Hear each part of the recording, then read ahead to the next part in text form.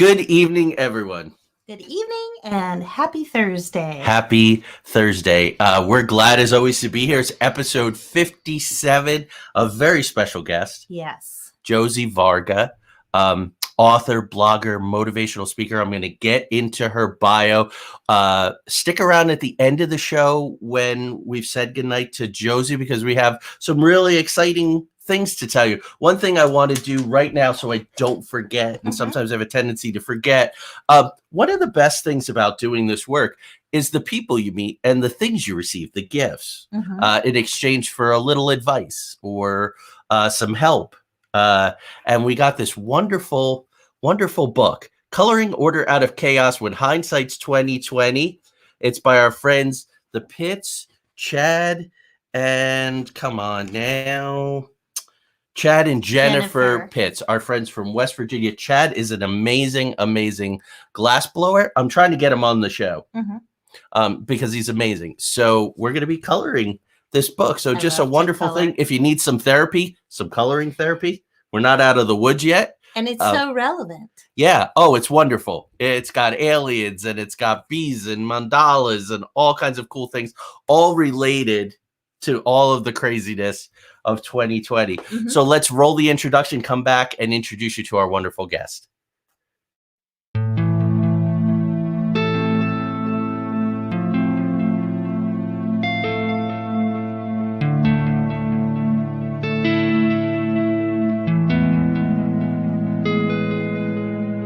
There exists a realm beyond our wildest dreams, a realm beyond reality that the gatekeepers and guardians have always told us consists of nothing but tricks of the eye, weather balloons, swamp gas, sand cranes, fairy tale myths of monsters, crackpot conspiracy theories, and desperate cries for attention. We know this realm exists, and it's just beyond the horizon, the preset path, the well-worn walkways where the cynics want us to stay. Instead, give this a listen. Put on your headphones, adjust your volume, close your eyes, and fasten your mental seatbelts, because the twilight-tinged turnoff from reality's alluring highway is looming just ahead. We're about to leave the plane of the easily explained, the couldn't possibly be's, and the no way I just saw what I saw's, for the spaces and places where everything is possible, and if you stay long enough, even probable. We're about to take a journey into the outer realms.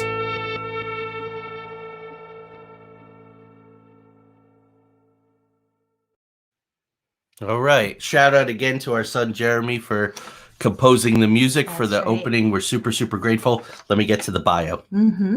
Josie Varga is the best-selling author of Visits from Heaven, the author of several books, including this one, which we just read, and Love, a Call from Heaven. She has been called an angel who has taken human form. I agree. A former magazine editor and communications consultant, her life changed course when she received a validated dream message from a man who died in the September 11th attacks on the World Trade Center. Forever transformed by her experience, she embarked on a spiritual journey as she vowed to help others understand that life truly never ends and love never dies. Life, she says, is eternal, and so are we. Dedicated and passionate about her research into metaphysics and the afterlife, she is a sought-after blogger and motivational speaker. She has a popular group on Facebook for people to share their spiritual experiences and find comfort in knowing that they are not alone.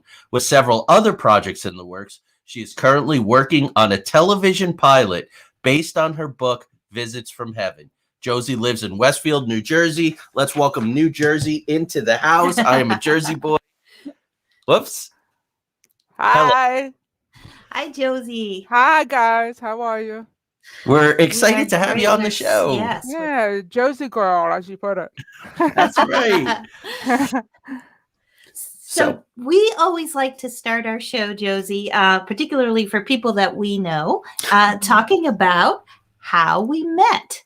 So we have a mutual friend in the afterlife who was a big friend, of course, while she was here in the physical form, and of course, our other mutual friend Gary Mance thought to bring us together, and I'm so glad he did. Yes, me too. Gary and Suzanne, if you're watching or listening, thank you. Yes, as Yes, always. thank you, Gary. So, like Tanya mentioned, we have a mutual friend who's on the other side, our dear friend and mentor, Rosemary Ellen Guiley, who passed coming up on 2 years this summer. My goodness. Yeah. Yeah. Mm-hmm. And we've been very grateful to receive visits and messages from her, continued mentoring, some help with some projects we're working on. And we understand that you've had some similar experiences. If you could share those with the audience, that's wonderful. Okay, so let me backtrack a minute.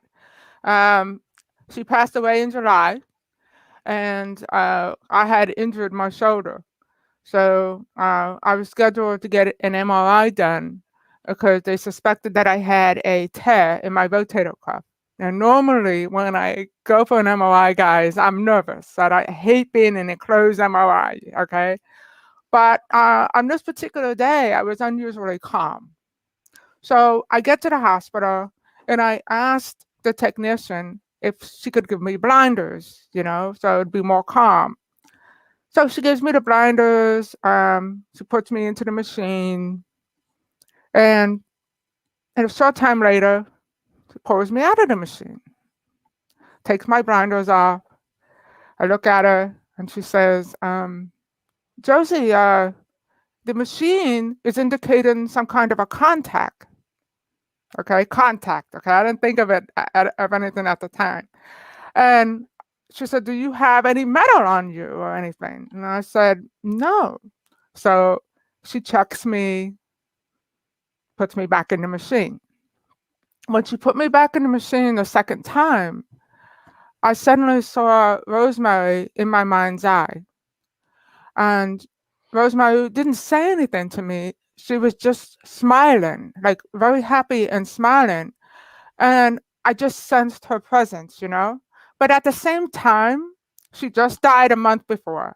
I'm grieving her, So at the same time, I'm thinking, oh, this is just wishful thinking. But in my mind, I said, Ro, I love you. I miss you. Can you show me what heaven is like? Okay. So when I said that, I suddenly saw a beautiful beach. I mean, beyond words, a beautiful, beautiful beach. And I'm looking at the water and the sand, and all of a sudden I get pulled back out of the machine. I'm like, oh my gosh, again, I get pulled out of the machine. Now, this time there's a second technician there, right? So take my blinders off again. They're both looking at me going, I don't know what's going on here. There's squiggly lines all over the machine. Are you sure you don't have any metal on you? And I'm not thinking of anything at the time. But I was thinking I had surgery on my Achilles tendon. So I thought, oh my God, is it possible? Did they leave metal in my body or something? Like, I really didn't know what to think. Okay. So at that point, they checked me again. I had a sit up on the table. They checked me again.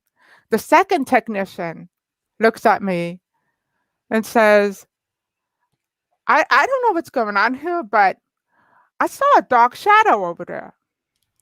Now, when she said that, I mean, I just about almost fell over and passed out. Good thing I was laying down, okay? Because Joe, Rosemary's husband, did an interview with George Norrie on Coast to Coast, and he told me that he was nervous, and he told Ro, he said, Ro, can you be with me while I'm doing this interview? And he told me the whole time he was on the air with George Norrie, he kept seeing a dark shadow go back and forth behind him. Okay?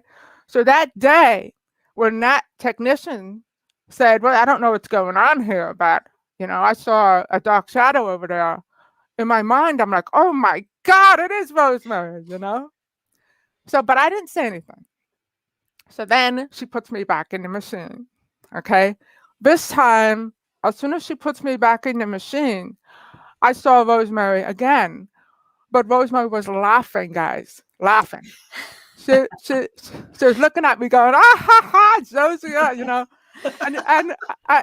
you know what I said to her in my mind? I said, "Ro, you better knock it off," because I said, "I gotta get out of here." I said, "You gotta knock it off. I gotta get out of here," right? So she replies back, "Don't worry, Josie. Everything's gonna go smoothly now." All right. So all of a sudden, I didn't see her anymore. It was almost like a zap. I mean, I didn't see anything. I didn't feel her, nothing. It went away. And the scans continued. They didn't pull me out of the machine. Okay. So now they finally pulled me out of the machine. And in my mind, I'm like, oh my God, I can't believe this happened. Oh my God, I can't believe it. Right. So the technician takes the blinders off again. And I look over at her and I said, "Oh, so no problems this time, huh?" And the woman looks at me and says, "No, but you want to tell me what's going on here?" That's what she said. And so I introduced myself. I told them both how I was an afterlife researcher and an author and all that. And their mouths just about hit the floor. But they looked at me like, "Oh my God, I can't believe this," but at the same time, happy that we were all three of us weren't losing our minds. Right. So that was honestly incredible. And ironically, I mean, Rosemary has written many things about energy, and so she, used the energy in the room pretty much to connect with me that day. I mean, that situation afforded her the perfect opportunity to connect with me. Absolutely. Right. Absolutely. Yeah, And it's really incredible. It's such a cool thing too, because she could help calm you down, add some humor to the whole MRI experience to kind of help calm you down. But also because you were still grieving her, give you, a visitation so that you could say, hey, she's still here, and kind of help with the grieving process. Yeah. And I didn't understand, like when I saw her the first time, she was looking at me but not saying anything, and that's why I thought to myself, oh, I'm just, I'm just imagining this. This is not really happening. So I honestly don't know why she just showed herself but didn't say anything. But I felt her presence, And then when I saw her the second time, she was literally laughing. And after I told the technicians what happened, right? The one technician walked me to the door. It was just like the whole way, like, oh my God, I can't believe it. I got to get your books. And who did you say you are? And what's your website? And so I leave the hospital and I'm literally fumbling in my purse for my phone to call Joe. I mean, I just was like calling her husband. And I was just, and he was in Seattle at the time. It was just, it was really, really remarkable. Right? It's hard to explain something like that, And there were three people involved, And ironically, when it happened, the first thing she says to me, the first technician, what did she say to me? She said, the machine is indicating some kind of a contact. I love it. And and I didn't think anything of it at the time, but now, looking back, it's pretty ironic. I love it. What a great story. It's amazing to me. So Joe went on with George Norrie that same night? No, not that same night. Okay. It was prior to that. George Norrie had did a tribute for Rosemary. Right. And he called me and told me, oh my God, Josie, I have to tell you what happened. And at that point, he told me about the dark shadow. So I knew that story. So when the technician said, I don't know what's going on here, I saw a dark shadow over there, I immediately thought, oh my God, it is Rosemary. Like, what's the matter with you, Yeah. And that's what I want to mention. We're going to talk about some specific stories later in the show. But I'm amazed. The more I read books like your A Call from Heaven and we experience things, and through Tanya's work, on the other side, they're so efficient. Everything has multiple layers. It's not just one thing, but it also So it introduced new people to your work. It calmed you down. It validated Joe's experience. It brought some humor and helped your grieving. All those things happen through one action. The efficiency from the other side is just amazing to me. Yeah. But you have to recognize it, though. You have to recognize it for what it is. You know, like I said, when I saw Rosemary the first time, even though intuitively I knew it was her, you know, in my mind, I'm thinking, oh, you know, it's just because I miss her. Right. And then when I saw her the second time and she was laughing her head off, you know, I'm like, oh, okay, I get it. Okay, it is you. So yes, it's a very beautiful thing. You know, the connection between the here and the hereafter is never lost. And that's one of the things that Rosemary would always talk about. To talk about emotions being the connection between people. Yeah. And you know what? It's very true. And when you think about it, you know, what is love? You know, love is a feeling, love is a connection, but love is also energy. Yep. And energy can either be destroyed or created. Energy always is and always will be. So that love that we share with people is something that transcends death. It's the one thing that we take with us to the other side. So I know that Rosemary and all of my deceased loved ones are still very much a part of me, is still very much a part of my life. And that is one of the reasons why I do what I do, because I tried to help people understand that love never dies. Yeah, such important work, really. It really changes things for people in terms of how the grieving process plays out. I think, at least for me, it certainly Absolutely. has. Yeah, it's just Absolutely. really important work. And I want to talk a little bit about how you got on this path. I mean, at this point now in your life, you're really well known for your books, Visit from Heaven, Visits to Heaven, of course, A Call from Heaven. And these books all explore the afterlife, near-death experiences, deathbed visits. But there was an experience that you had that you shared with me, and that you share in your bio, that really got you on this path, where you got a dream message that changed somebody else's life in the way that they were grieving. Can you tell us about that? I sure can. And I just want to tell you, if you would have told me 20 years ago, Josie, you're going to be writing about the afterlife, I would have said, yeah, sure, Tanya, you're crazy. You know, it's not something that, I mean, I've always believed in God, don't get me wrong. I've always believed in an afterlife, but it's not the same thing. Now it's what I call a known beyond knowing, you Yeah. know? I don't think there's an afterlife. I know there's an afterlife. But let me explain what happened. So my husband had a boss who used to work with a guy named Rich, and he passed away in 9/11. Um, I never met him. Okay, that I want to make clear. I saw pictures of him, but I never met him. I spoke to him on the phone. That was it. So on this particular night, I had a very vivid, lucid dream. It was almost like I was in the dream. It was almost like I could feel my body moving. Okay. So I'm going down this long hallway and I see this door to my right. I walk in the door. I look around. I see desks and windows everywhere. And I'm looking around, and all of a sudden, I look up and I see my husband's friend.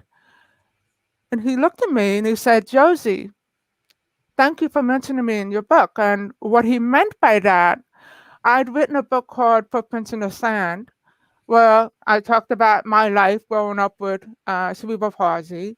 And the end of the book has an epilogue written by my husband's friend who passed away. And he talks about the importance of life and how each wasted minute is a crime and things like that. My husband came to me at the end and said, hey, you know, I really think this would be beautiful. How about you put this in your book? And I read it and I'm like, oh, you know, this is nice. So last minute then I decided to put it in the book. So that's what Rich meant when he said, Josie, thank you for mentioning me in your book. So he says this, right? And for reasons that I still can't understand, I look at him, and by the way, all the communication was telepathic. There was no words. I look at him and I said, Rich, you have to prove to me that this is really you. I said, you have to prove to me that this is really you. And with that, he had like this smirk on his face, like a smile.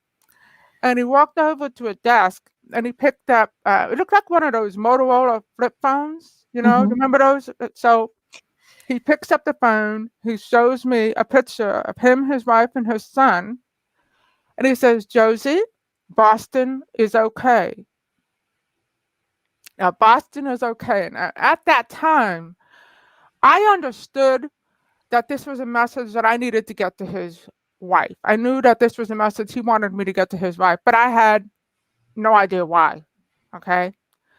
Next thing I remember is kind of, I would describe it as going through some kind of a window, you know, and I'm on what looks like the street. And I look out and I see him. For some reason, it looked like the bed of a pickup truck. That's what it looked like. And he's standing behind his wife and son. And he looks at me and he says, okay, Josie, you know, okay, give him the message. And sort of like pushes me forward with his hands, pushes me forward. And when he did that, I woke up in a sitting position, feeling like something hit me in my chest, like, Wow. you know, like, I woke up like out of breath, you know. The first thing I did was jump out of bed and run into my daughter's rooms. My daughter Leah was just an infant, you know. So I went to go check on my kids for some reason. And then I ran to call my husband. I call him up. I'm like, John, you're not gonna believe what just happened, you know. And how do you think he reacted? He reacted like I was crazy. He was like, you know, no way, this is ridiculous. You want me to call his wife and tell her Boston is okay? I'm not doing this. But you see, for people who have never had these experiences, they just can't understand it. But it was like so real. Like I often describe it as more real than this reality, you know? It was just, it's so real. And I said to him, I know you don't understand this, but you got to get this message to his wife. And we compromised. And he said to me, okay, I wrote an email to Richard's sister-in-law because my husband and his sister-in-law worked in the same industry, the financial market. And he knew her email address. So he said, okay, you write the email, I'll forward it to her. So I write an email describing the dream, send it to my husband. He basically writes, yeah, my wife had this dream. If you think it's appropriate, you know, send it to your sister. The minute he hit send, he asked his IT guy if there was a way to retract the email. Wow. Because he was like, oh my God. What have I done? What have I done kind of a thing. But I felt great because I knew I did what I was supposed to do. So 2 weeks go by, we haven't heard anything. And we're on vacation. He gets a message on his BlackBerry, and to make a very long story short, Rich's sister-in-law, his wife's sister, basically said, you know, I don't know how you knew this. How is this possible? But they had a brother in Boston. Her sister was considering selling her home and moving to Boston, but she felt guilty because they purchased the house right before he died. So now his message to me made perfect sense now. Tell her Boston is okay. You know, she can move to Boston. So you know how you read something and you don't quite get it. You know, it didn't register. Yep. You know, it just didn't register. So I read it again. And when I read it the second time, me and my husband John were like in this kitchen, like, we were like, oh my God, I can't believe it. So that was really the start of it. And when it first happened, it wasn't like I went on the tallest mountain and screamed, hey, everybody, yes, you know, there is life after death. No, I was quiet about it, to be honest with you, because I was afraid. I figured people would think I was crazy. And my sister-in-law, I never forget, I told her what happened, and she said to me, Josie, don't you realize that you've been given a gift? And then I said to myself, you know what? She's right. I have been given a gift. So I started to research afterlife communication, and that resulted in Visits from Heaven. And it kind of snowballed from there because I went from writing about afterlife communication to near-death experiences to divine interventions to deathbed phenomena. You know, I've written a lot about consciousness and things like that. So my life hasn't been the same since. That's for sure. It sounds like when That's we an just went amazing for a story. weekend getaway, 11 years old, 11 years old. It feels like we're 11 years old.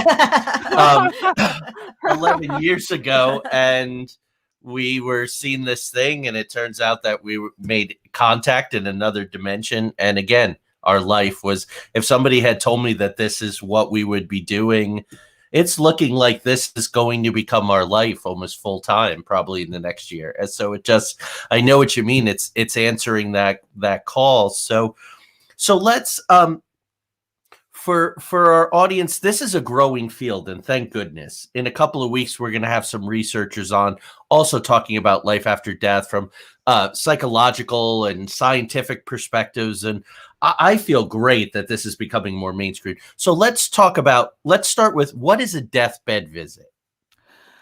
Basically, people that are on their deathbed can have visitations from angelic and like angels or divine figures or deceased relatives and even strangers. But what's interesting, though, what I found is deathbed visits don't necessarily occur right before somebody dies. They can occur hours before. They can occur weeks before. I'll give you an example. When my grandmother died, and after my grandmother died, my mother said to me, you know, Josie, you know what happened? And I said, what? She said, Nonna, which means grandma in Italian. She said, Nonna told me that my father was in the room with us the whole time. And I said, really? She said, yeah. She said, my mother's name is Anne, but my grandmother called her Anna. So my grandmother said, Anna, you know, do you see your father? And my mother said, what are you talking about? And she said, your father, he's right over there. But my mother could not see her father. So that was very interesting. But what was interesting about that story, I later found out that my cousin went to visit my grandmother 2 weeks prior, and my grandmother then told her that my grandfather had come to her. So, you know, that's what I'm saying. It doesn't have to be hours before. It can be weeks before. It can happen in a dream. You know, they can actually see the person. It could be, you know, a mist or any other kind of vision. That book was truly amazing. I mean, in writing that book, it made me truly understand that we are never really alone. Not in life, and certainly not in death. Right. You know, which is very comforting. Right. Yeah. So this is one that I guess people talk about a lot. So from your own research and your own experience, near-death experiences. Well, near-death experiences happen. It doesn't necessarily have to be that you are near death. It could be caused by a profound psychological event. Some people call that near-death-like experiences. So you know, it's absolutely amazing. I remember when I was doing research for my book, because people sometimes have these experiences, guys, and they don't know what they're experiencing. They don't understand what they're experiencing. Right. So I was talking to a good friend of mine, and she told me that after the birth of her daughter, she had hemorrhaged. And she said, I saw blackness. Oh my God, you know, maybe that was, you know, hell or, you know, evil or whatever. And I said to her, I said, no, it wasn't. Many times that's what happens. They see darkness at first, and then they see a pinpoint of light, and that light gets brighter and brighter, you know, and that's what happened to my friend. And interestingly, she told me that she heard a voice, And the voice told her that times would be tough, but everything was going to be okay. And shortly after that, her father passed away. So everything that she was told in her near-death experience actually came through. And it's what's amazing about all these experiences, though. I mean, I've researched thousands now, is that they are so different, but yet they are so alike. If that makes sense, you know what I Yes. mean? That's Yeah, what that's really struck me in your book. Like, Yeah. wow, they are so unique to each person, but yet there are just certain aspects that are almost identical in some instances. Right. For hundreds of years, science has been trying to quantify this, right? So experiments with weighing the body before death and just at the second after death, and it goes down by a couple of grams. Oh, that means the soul's leaving the, science has done checked brain waves. Look at this. But at the end of the day, it's stories and it's people's experiences. And what we talk about so much in our work, and a big grant that we're applying for is based on this approach. By collecting all these stories and looking for those overlaps, it becomes harder and harder to dismiss. And we have a comment up from our dear friend Lori Osborne. I've had a lot of loss, and she certainly really has a lot of people really close to her. And you're bringing me comfort. I think thank you, Lori. We do so much more good by not questioning this so much and saying this is real. So thank you for comforting our friend and for the work that you do. No, you're welcome. People say to me, a lot of people say, well, it's just anecdotal, but you know what? It's not. Albert Einstein even talked about how real knowledge can only come from experience. Right. Okay. So how do you know that you need to study something if you don't experience it? Right. Yeah. All right. How would I know to investigate life after death if I didn't have my experience? I certainly wouldn't be on this path had it not been for that vision, So I don't know. I don't know why this happened to me. I don't, but I consider it a blessing. To me, it changed me. Like, the question is, how did it not change me? It's not, did it change you? It's how didn't it change you? Because I don't see life the same way. Like I dedicate myself to getting the message out there. Like what I always say, it doesn't matter, this radio show, my books, all that. It's not about me. It's not about Josie Varga. It's about the message. Yep. It's about helping other people. That's what it's all about. I agree 100%. I mean, that's what I always say. I mean, that's really the intention. It's how can I help? What can I do to help? Keeping in mind, it's not about me. We were watching a show last night. Good friends of ours have a show called Three Beards Podcast, and they had a Hawaiian storyteller on. And for those, I'm a storyteller too, and an actor, and our lives are touring and live audiences and teaching and interacting and that energy exchange. And the past year has been very tough.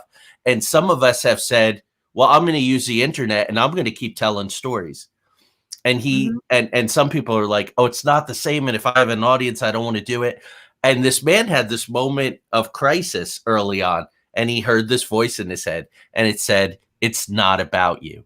It's about the stories. So find the way to tell the stories. That's exactly what you're saying. That's wonderful. So what are some of your, like you said, you've looked at thousands of cases. What are your favorite stories about afterlife communication, or the most profound? Oh my gosh. I don't even know where to begin with that, because I've had so many incredible experiences. Like the one I just told you with Rosemary, and the one with Rich, obviously, way up there. But I'll give you another one that involves Rosemary. Okay, so I was invited to attend a spirit circle hosted by Rosemary and another medium friend of hers called Petri. So we go, it's in this Masonic temple, and I never forget, that night, I didn't feel well. Okay, I didn't feel well. I thought, oh, this isn't going to work. He led us through a meditation, and I'm so bad with meditating. I think I told you that, Tanya. I'm so bad. So I'm thinking, oh, this isn't going to work. Okay. So, but anyway, he goes up and he tells us to meditate, and he says, I want you to focus on someone that you want to come through. So my brother-in-law had passed away. And the first person I thought of was my brother-in-law. So I start thinking of my brother-in-law, and all of a sudden, I start hearing the tune to My Girl in my head. Now, My Girl was one of his favorite songs, okay? So I'm thinking, oh, yeah, right. Okay, yeah, you're just hearing that because you're thinking of Jane, so that's why you're hearing the song, and that's what I'm thinking. So me and my husband are sitting in the audience, and this guy, Stuart, he tells us to close our eyes. And the minute I close my eyes, I see my brother-in-law, okay? I'm sitting on this huge rock, and we're looking straight ahead, and he's fishing. He used to always fish. So I'm sitting next to him, and we're talking about my sister, and we're having this conversation, And he tells me that my sister was going to be okay, and other things. And all of a sudden, I come out of it, and my husband he's looking at me with this weird look on his face. He's like, whoa, like, what just happened here? And I said to him, what? He goes, what happened? And I said, John. I said, John's here. My brother-in-law's name was John. So he goes to me, oh, he goes, because you were making weird sounds and weird movements with your body, right? So as I'm saying this, Stuart stands up in front of the audience and asked anybody to raise their hand if they had something to share. Okay.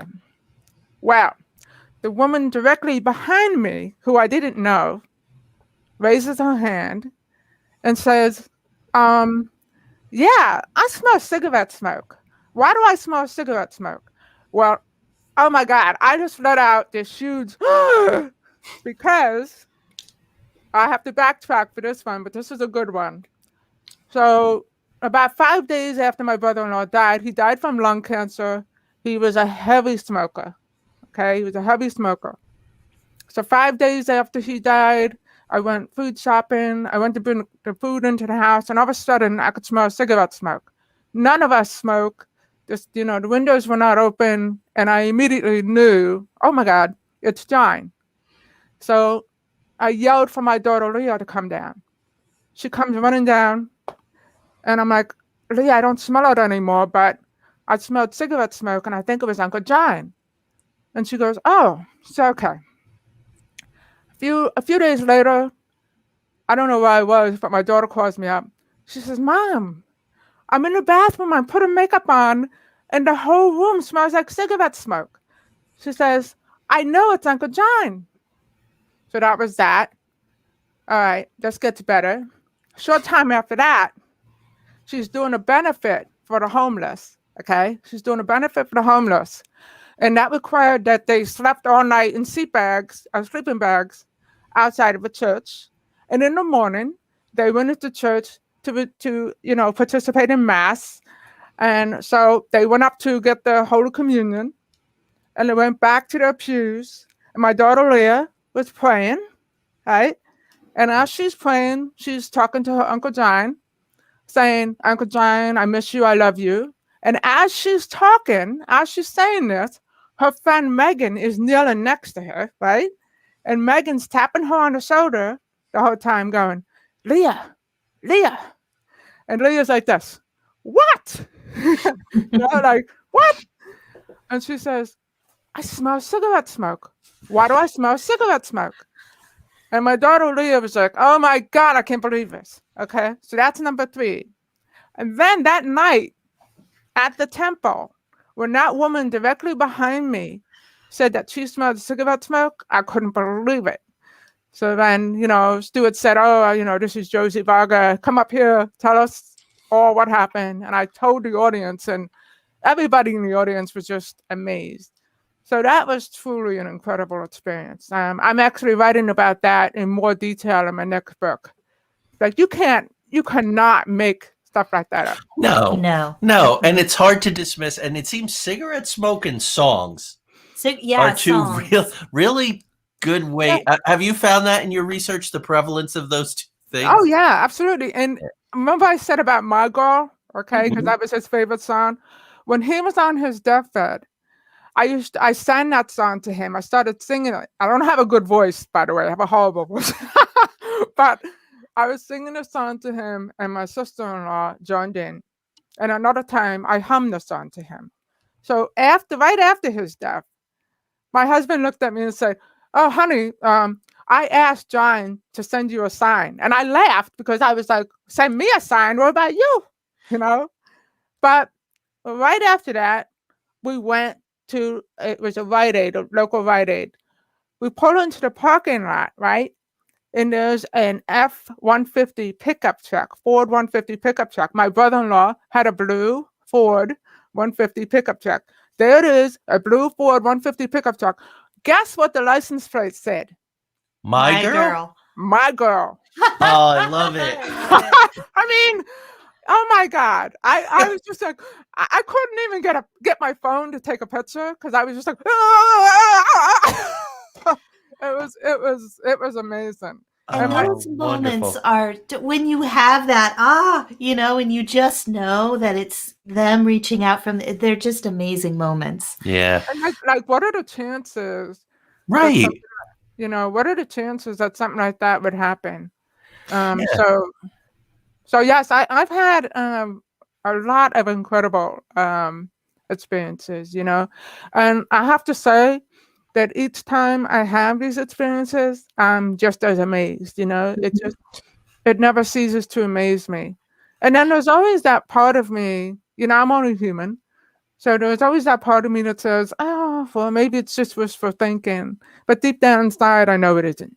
Right. No, you couldn't conjure that truck with that license plate. No. I mean, if we can do that, I mean, yeah, and guys, a Ford F-150 pickup truck. Yeah, exactly. Yeah, no. I always read about, parapsychologists, right, at North Carolina, Princeton, here and there, and they talk about replicating and the odds. What are the odds and the blah blah. I was revisiting some stuff about Uri Geller, and he was right 90% of the time, blah, blah, blah, and they got caught up in hard data statistics. How do you explain that sequence of events and then his exact truck playing his exact song at that moment? Right.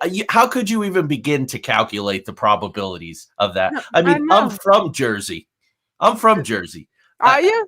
Yeah, so there's a billion cars. There's a billion people, playing a billion songs, including My Girl. Right, the hits of the Jersey Shore in the 50s are big. But to have all those things come together at just that moment, it's got to be astronomical. Exactly. It is astronomical. Yeah. But when I first was doing research for Visits from Heaven, a friend of mine said, Josie, listen, you're not going to change minds, but hopefully you can open minds. Yes. And, that's what I have as my goal. I mean, if you don't want to, believe, that's okay. Yeah. But hopefully I can open your mind. Hopefully, there's a difference between being a closed-minded skeptic and being an open-minded skeptic.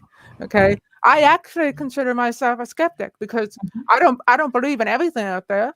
There are a lot of fakes. So you have to be very careful. But I am open-minded. Yeah. And that's what's important. You have to be willing to seek answers, whatever that might be, wherever that leads you. So Exactly. And aside from opening minds, when we talked about and Lori expressed how much you're helping her, and that's huge, the work that you're doing to help others. But the other thing that I love about the work that you're doing is so many people, and you talk about this in A Call from Heaven, there's so many people who have phobia of death. They're just terrified of dying. I remember actually when our son was in high school, he went through this for a little while. He would have actual panic attacks He was only like 14, 15, but he was like, one day I'm going to die. And it would just freeze him in his tracks. And there are a lot of people who have this fear. So the work that you're doing to help people gain an understanding that our consciousness doesn't go anywhere. It survives the death of the body. And I think it just really is so profound. It's Ram Dass used to say, dying is perfectly safe. So I think the work that you're doing, it's got to be so fulfilling in that respect as well, just kind of helping people overcome this phobia, this fear of death or mortality. It is. I mean, it's funny because there are some people who say, oh, those of you who believe in the afterlife, that's just for the gullible masses that are afraid of death. But it's not. Like, how do you explain what happened to me? Right. I didn't know this man. It wasn't like I was grieving at the time. I was a young mother with an infant and a toddler, and happy with many other things on my mind besides researching the afterlife. Right.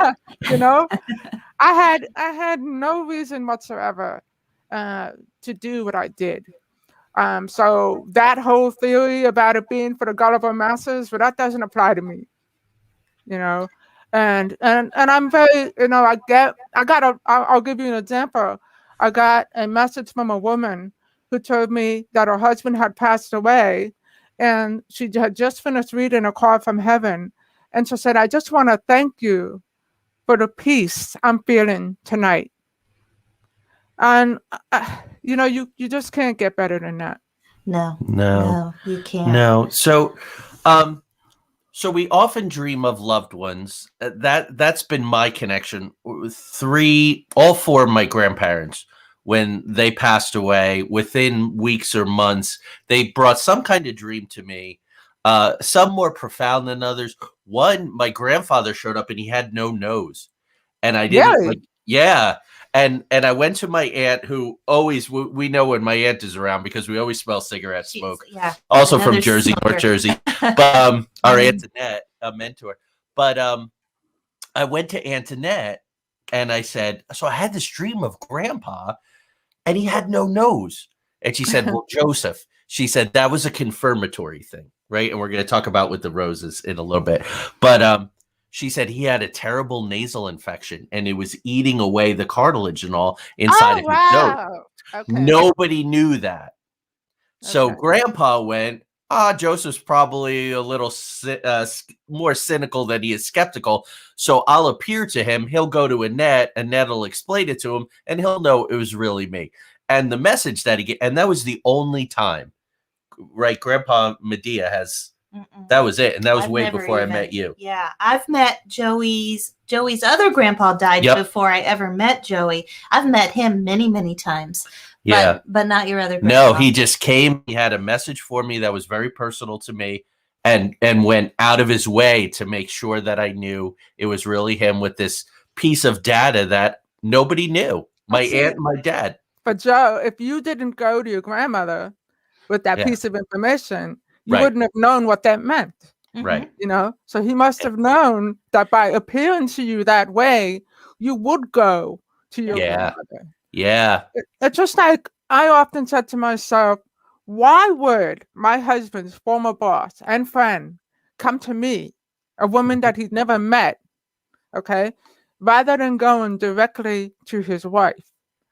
But when you think about it, and by the way, this is called a third-party sign. It is much more validating for Rich to come to me, a woman that has no connection to him, because let's say he had gone directly to his wife. Here she is grieving her husband. Here she is feeling guilty, wondering whether she should move to Boston, whether it would be okay with her husband. And all of a sudden she has this dream and he says, oh yeah, honey, it's okay. You can move to Boston. Well, what is she going to think? She might have thought, oh, well, that's just me. That's just the guilt. It's really not. She might have second guessed the message. But now you come to me, a woman who has no knowledge of this whatsoever. Now what do you say? Yeah. Now it's like, oh my God, how can I deny this? Exactly. Yeah. That's a great And it's so point. true. I mean, we do tend to question, like you were even saying you saw Rosemary, but you were thinking, oh, I'm just grieving Rosemary, so that's why I'm seeing her. So even when we have these abilities, we tend to wonder and question. Absolutely. Tanya, don't you still do that from time to time? I do. Absolutely. Absolutely. I've gotten better over the years, but when I first started reading, or really when I first started seeing spirit people, I thought it was all, I used to argue with them. Like, no, I'm not going to tell so-and-so that. You're just a figment of my imagination, but then I would get the feedback and I was like, okay, this is real. I really need to share this information. But yeah. And I think that the validation step is very empowering. I've said this on air before, and Tanya may have told you this, Josie, in the course of your conversation, but we knew that Rosemary was sick, but we didn't know how sick. For lots of reasons, they kept it very quiet. So we just knew that she was sick. 2 days before she passed, I was sitting in our old studio, my old office, and I had a picture of her on the wall, which is behind us now. And I had all of her books on the bookshelf about equal distant, and a scrying mirror that she had made, a black mirror. And I was working away, and Tanya will tell you I'm very, very intent when I'm working, writing, editing.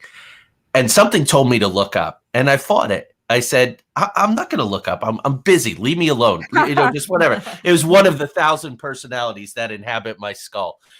And so I looked up, and she was standing there. She was standing there in my office. And then she was gone. So I went and found Tanya, and I said, we need to make a phone call, because Rosemary just showed up in my office, and I really think, and you had been getting a sense of her in a bed, and I was getting a sense that her illness was a lot worse than what right. So we didn't have the nerve to call, so I sent an email, right? Like your husband. This was prior to her passing. Yeah, 2 days before. Because it's very common. A lot of times, even though the body is still there, the spirit has already left. Yeah. I felt like she was testing the waters, Joe. Like the separation becomes less bonded. Right, so exactly. You can explore a little. Yeah. So I sent an email to Joe, and I said, Joe, this is what happened. Here's what Tanya. And he said, yeah. He said, we didn't want to tell you, but it's any time now. And it was about 48 hours later. So I knew how bad it was. I mean, we talked about it. We talked about the afterlife and everything, but it was still a shock when it happened. Yes. And it was when I got the message that Rosemary passed away. Obviously, I was very distraught and upset. I was crying, hysterical, and my daughter Leah ran down the stairs to comfort me. And then a little while later, she came in the house with a bouquet of white lilies. And she handed them to me. And I said, what are these for? And she said, these are for you, Mom, because of Rosemary.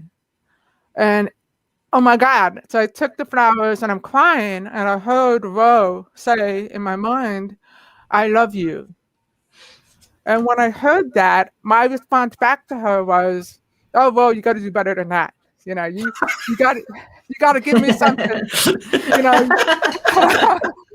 You got to give me something. I mean, yeah, I love you too, but I want more than that.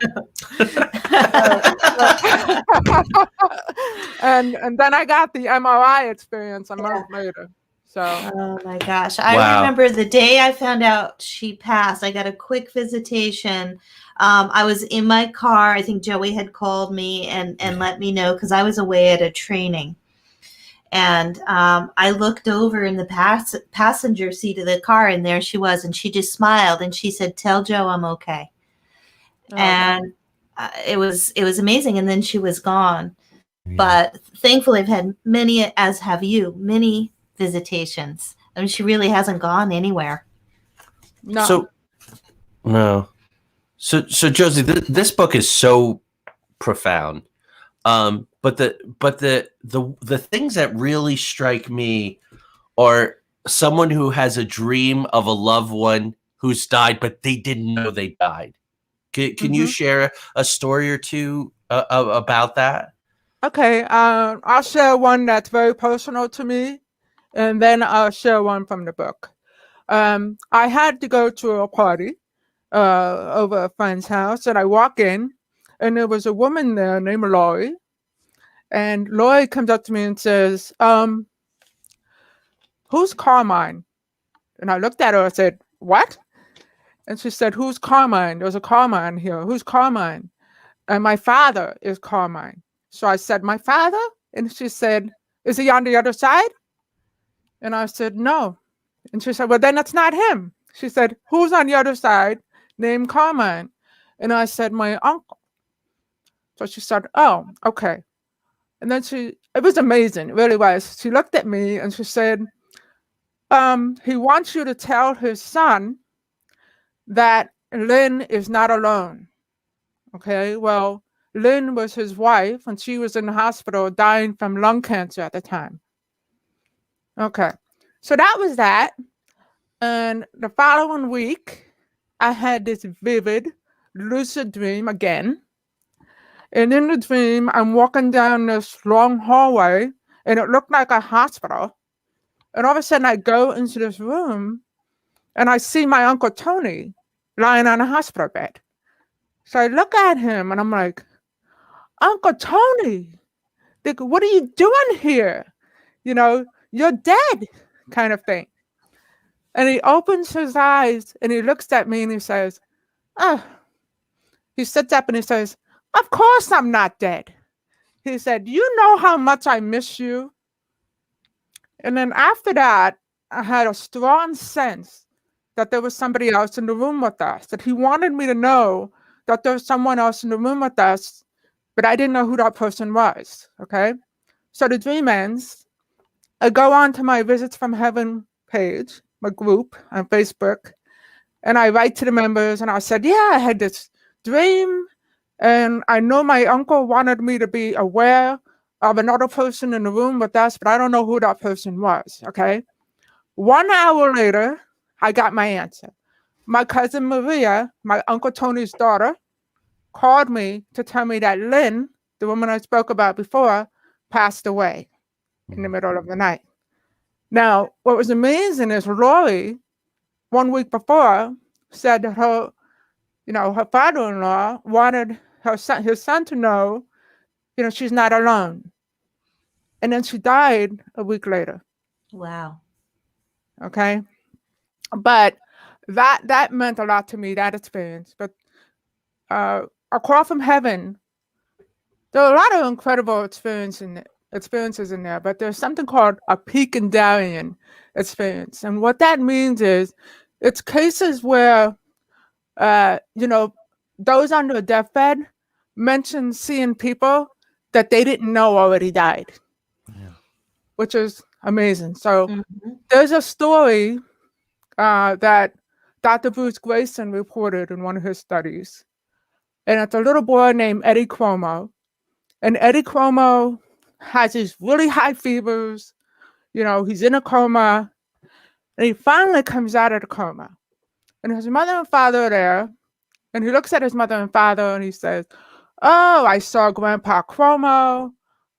He saw his aunt. He saw his grandmother. He's mentioning all these people." And all of a sudden he says, "Oh, and I saw Teresa." Teresa was his sister. And he said, "So Teresa told me that I had to go back." Well, the father gets really upset and says to the son, "What are you talking about? I just spoke to your sister 2 days ago." His sister was away at college. Okay, so he says, "What are you talking about? I just spoke to your sister 2 days ago." Well, they go home and there was a message on their machine. The sister died in a car accident just after midnight. Wow. And the parents didn't know it. Wow. So they didn't even know she died. And the brother saw her. So that's what's known as a Pekingarian experience. And to me, that is just, coming across stories like that, it's there's, what are the like, I don't know. I learned something. every time I write my book, and as I go further and further with my research, and to me, that book just really took me to another level. It really just showed me you have nothing to fear, Josie. You're never alone. Everything's gonna be okay, and there certainly is life after death. So I consider it a privilege to do what I do. I Yes. really do. Yeah. So, as you mentioned, there are so many great stories in A Call from Heaven, but you talk about a story where yellow roses played a big part. Yeah. You want me to talk about that? I do. Okay. What happened was I was having a medical procedure done at the time, and I was laid up. And I was reading a book that my girlfriend Nancy Clark had written. So I'm reading the book, and in the book, I'm getting to the end, and she talks about her husband's head and the fact that she loved yellow roses, and he would always give her yellow roses for their anniversary, birthday, and whatnot. Okay. So I get to the end of the book, and her last 3 words are "Love never dies." And right after I read those 3 words, I hear in my mind, "Buy Nancy yellow roses. Buy Nancy yellow roses." And I'm thinking, "Buy Nancy yellow roses? What?" You know? But it was so clear. Ironically, guys, I'm hearing impaired. Okay. But when I hear messages from spirit, there's no problem. I can hear perfect. I'm like perfectly imperfect, I guess you can say. But anyway, so I hear this message to buy Nancy yellow roses, and I knew intuitively, okay, this has to be her husband. And I looked at my husband, who was home from work taking care of me, and I told him what happened. And ironically, John just looked at me and said, "Well, if you really think that that was her husband telling you to buy her yellow roses, well, go ahead, buy her yellow roses." And I was really surprised. And I had asked him, "Why didn't you give me some slack about that? You gave me a hard time with Rich. And with this one, you were just like, go ahead, buy her yellow roses." And he said, "Because you were so sure." He said, "You were just so sure. And I wasn't going to argue with you." So, all right. So I email my friend, and I asked her what her email address was. I mean, what her address was, because I had a P.O. box, but not an address.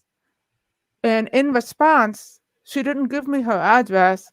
She just told me in her email, "Oh, by the way, this weekend would have been our 50th wedding anniversary, and we were going to renew our vows." And I was like, "Oh my God, that's why he wants me to buy her yellow roses."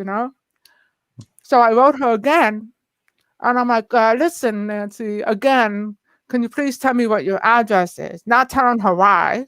Right. And at that point, she sent me her address. And the ironic thing about it is I go and I'm looking online for the flowers, and I like lilies, so I see these yellow roses with beautiful white lilies. And I thought, "Oh, that's really pretty. You know, Maybe I'll just get of these." And when I went to order it, it wouldn't go through. It said invalid code. It wouldn't go through. Yeah. So then I went to my initial one, which was 14 lawn stem yellow roses. No problem this time. Went No problem this time. Went right through. So I don't remember exactly what I wrote on the card, but it was something like "Happy anniversary. These are from Chad with all his love," and I sent it to her. And the whole day, that day, the day of her anniversary, she was praying for a message from her husband. And the roses were delivered right at the end of the day, at 5 o'clock. And I was the answer to her cries for a message from her husband, and that was truly amazing. Wow.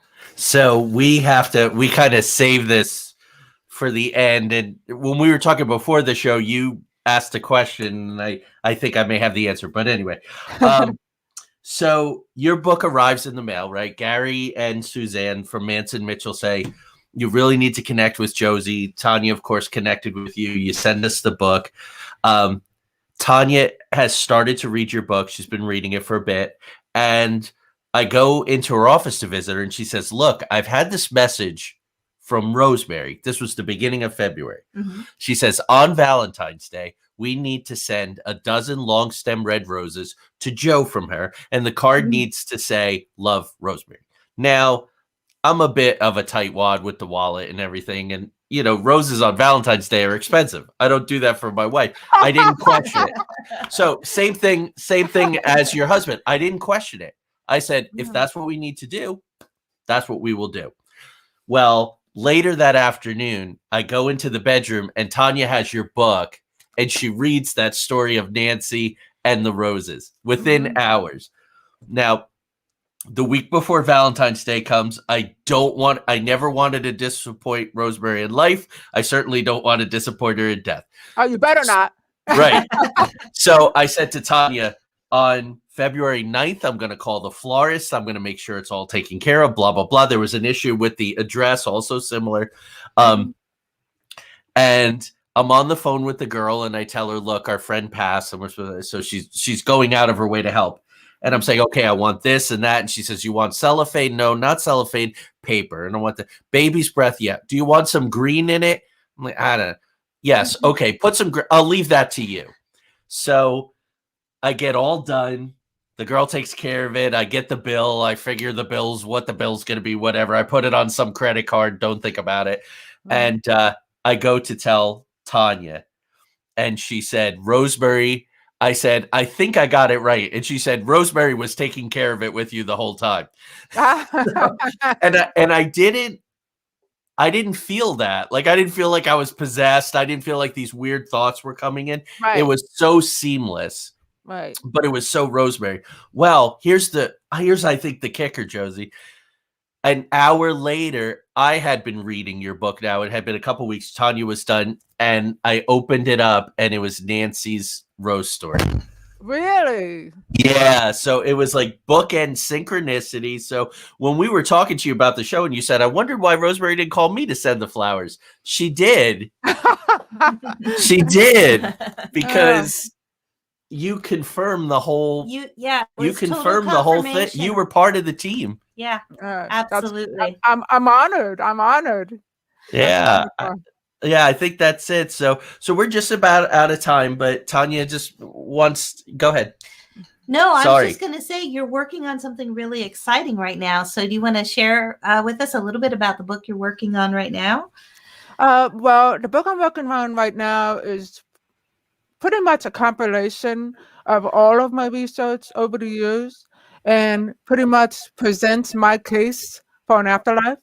Mm-hmm. You know, I talk about everything in the book. I talk about afterlife communication, near-death experiences, deathbed phenomena, you know, consciousness. You know, I present a scientific case for the afterlife because, you know, people say that, well, you can never prove the afterlife. Mm-hmm. But what I say in my book is I think there is more proof for an afterlife than against it. Yeah, absolutely. And, you know, and I think that by the time people get to the end of my next book, they'll see that.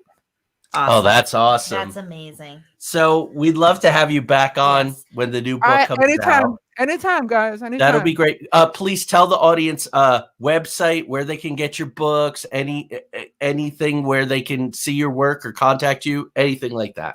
If you go to my website, which is josievarga.com, you know, there's videos on there. There's my blog. There's a way to contact me. If people want to share stories with me and whatnot. I love to hear from my readers, and I do try to get back to everybody. So people are welcome to contact me. And there's also my groups on Facebook. I have the Visits from Heaven Facebook group. I have Proof of the Afterlife. I have an open group and a closed group. So people can contact me there as well. Great. Awesome. Josie, This has been thank you for amazing. you Thank gave you comfort so to some much. of our friends. Lori's have a great show. Thank you, 3 hearts. I think this work is so important. Like Yeah. the time has come, like you said. Why are we asking? But if there's more proof for it than not. So, Absolutely. yeah. Absolutely. I one of my favorite quotes is by Robert Frost, and he said, "In 3 words, I can sum up everything I've learned about life. It goes on." Ah, Oh, I love that it. what a great way to end. Thank you so Thank much you for so sharing your much. time Thank and you, your guys. knowledge and your life with Thank us. you. We'll Bye, talk guys. to you soon. Bye-bye. Bye-bye. Bye-bye. Okay, folks, just a couple of quick minutes. Tanya and I have we had mentioned that we were maybe going to try to get a grant. Our plan, our hope is in the next year to open a research and training center where we can really start doing this work exponentially when things open up, bring people like Josie in to do workshops, to work with people, all those kinds of things. We went through a screening proposal for a very large grant. We're talking multiple 6 figures. It would be work changing, life changing. Mhm. And we found out yesterday that we were approved in the initial screening process. So between now and August, we will be writing the grant about our work and how our work leads to the conclusion, fittingly enough, that there is life after death. March 12th, a week from tomorrow night, we're going to be on Coast to Coast AM with Richard Syrett. Kind of a big deal for people like us. And also want to let you know that tomorrow night, we will be debuting on Patriot Radio. J&J Beard Company, also brothers from New Jersey, which is very cool. So on Tuesday nights, overnight 2 a.m., you can catch us on KGRA. On Wednesday nights, our friend Ronald Toltovar, ERRT Radio, Internet, Into the Outer Realms Revisited. And now on Friday nights at 8 p.m., and these are all Eastern Standard Time, you can catch. And all of those shows are different. Yeah. KGRA is immediate audio broadcast the following night from what we're doing the previous Thursday. But these are archive shows going way back for both Patriot and ERRT. So I feel great. That's 3 other ways that people can revisit, interact with these, of course, audio only. So thanks, everyone. Let's put this Thanks, up. everyone. Our audience is awesome. Have And we're very great appreciative. night. Everyone, have a good night. Namaste, everyone. We will see you next week. The RTC, the Red Thread Collective team's coming back. And we're going to look at French theories from Nevada and New Mexico. Dulce Base, Area 51, McCarran Airport, and the Janet Airlines. Oh, I'm so excited. Los Alamos, aliens and underground bases and all kinds of cool stuff. We're going to try to pick it apart, look at it from all angles with our team of experts. The next week, we're bringing in the girls from Down Under. Yes. Like I like to call them the Australian AbFab, Renata and Anna. Queens. They were on 3 Beards last night, our good friends Craig and company. That's shared on my page, the Joey Medea page from last night. Check them out. They're awesome. It's going to be a different vibe. And so don't feel like, oh, I watched the one, I don't have to watch them.